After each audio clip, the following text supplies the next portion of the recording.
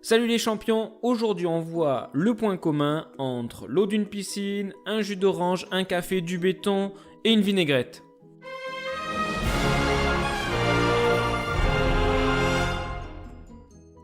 Et le point commun, c'est que ce sont des mélanges. Alors on va regarder aujourd'hui différents types de mélanges. On va commencer avec les mélanges liquide-liquide. Et un mélange que vous faites relativement souvent chez vous, c'est le mélange entre de l'eau et du sirop de menthe. Quand on mélange les deux et que l'on agite, on se rend compte qu'il est impossible de distinguer l'eau du sirop de menthe. On a donc fabriqué ici un mélange homogène. L'eau et le sirop sont donc des liquides miscibles.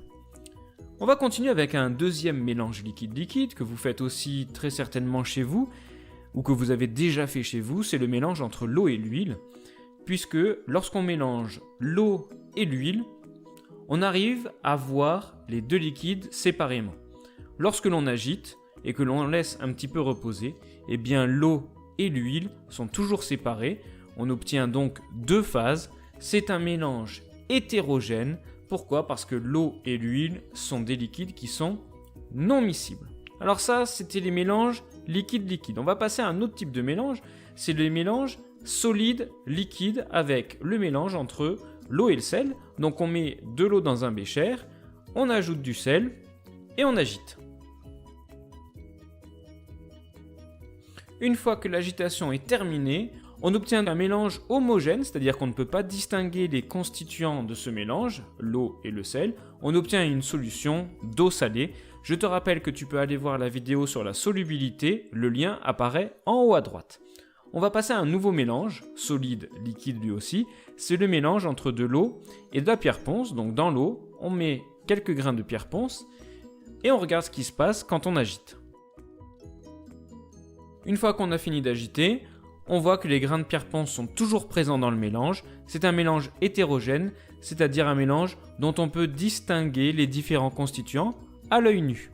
Alors la question qui vient, c'est comment est-ce qu'on peut séparer les constituants d'un mélange. Et pour ça, on va regarder trois techniques. La première, c'est la technique de la filtration qui marche pour les mélanges solides-liquides. Ici, la manipulation est faite avec de l'eau boueuse et on remarque qu'à la fin de la filtration, on obtient de l'eau qui est relativement claire par rapport à ce que l'on avait comme eau initialement.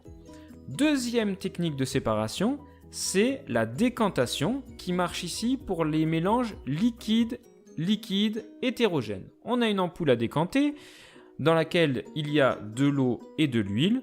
Le principe est relativement simple.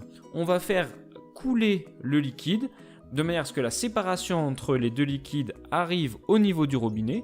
Une fois que cette séparation est au niveau du robinet, on ferme le robinet et on n'a plus qu'à échanger le bécher qui se trouve sous l'ampoule à décanter.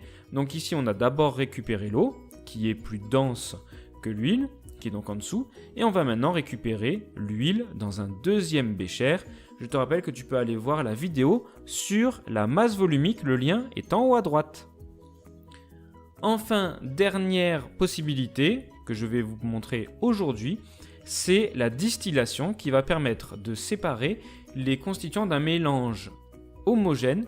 Ici, c'est un mélange d'eau salée. Donc l'eau est chauffée, passe sous forme de gaz, va dans le tube réfrigérant, et donc en étant refroidi, le gaz repasse sous forme liquide, et on obtient à la fin seulement de l'eau liquide, et en plus c'est de l'eau pure, c'est-à-dire que dans notre ballon, il ne va rester que le sel qui sera ici sous forme solide.